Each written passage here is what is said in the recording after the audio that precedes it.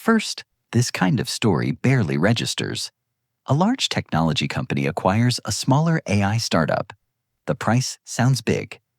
Analysts react. The news cycle moves on. But when you look closer, deals like this are not random. They are signals. When Meta Platforms moved to acquire Manus, a Chinese-founded AI company operating out of Singapore, it revealed something deeper than corporate expansion. It showed how artificial intelligence is reshaping not just products, but power structures. It is actually about how AI development is slowly reorganizing the global technology landscape. To understand why this matters long-term, it helps to step away from the headline and look at the pattern. Manus became known for building systems designed to act with a high degree of independence. These systems were not limited to responding to prompts or generating text.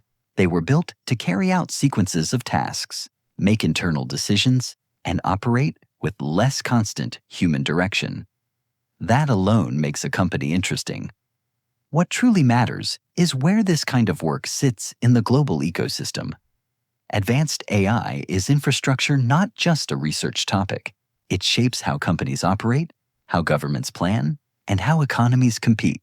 As a result, access to AI capability has become sensitive, not controversial.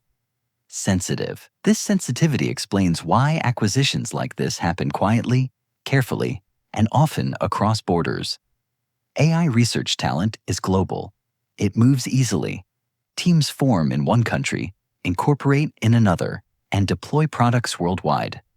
Knowledge flows faster than regulation can follow. But regulation still matters.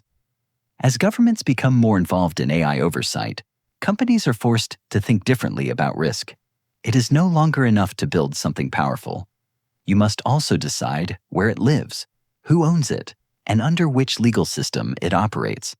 From that perspective, acquisitions start to look less like growth moves and more like stabilization moves. For Meta, bringing Manus under its own structure simplifies uncertainty. Talent, intellectual property, and direction become internal rather than external. This reduces dependency on partnerships that could later be disrupted by policy changes. It's actually about control. The same dynamic appears across the industry. As AI systems become more capable, companies prefer ownership over access, internal tools over shared platforms, predictability over openness. Another important dimension is talent mobility. Many AI teams today are founded by engineers with international backgrounds. They study in one country, work in another, and build companies in a third.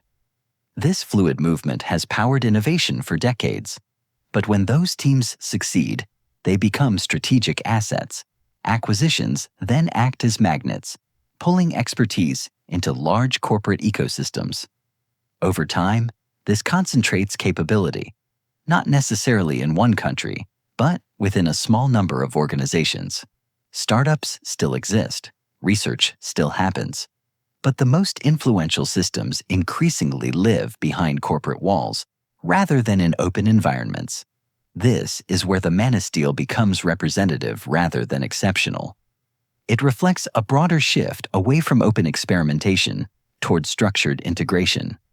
Instead of asking, who can build this? The question becomes, who can safely deploy this at scale? That question favors companies with infrastructure, legal resources, and long-term stability. It also changes incentives for startups. In this environment, remaining independent is harder. Infrastructure costs are high. Compliance requirements grow.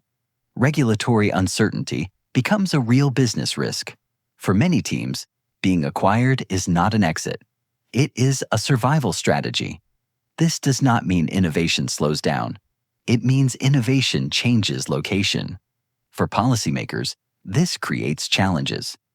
Regulating AI is not just about controlling exports or setting rules. It is about understanding how capability moves through ownership, talent, and structure. Deals that look harmless individually can reshape ecosystems collectively. For the public, these shifts are almost invisible. AI tools keep improving. Products feel smarter. interfaces feel smoother. Behind the scenes, however, control becomes more centralized and strategic. This is why the Manus acquisition matters beyond its price tag.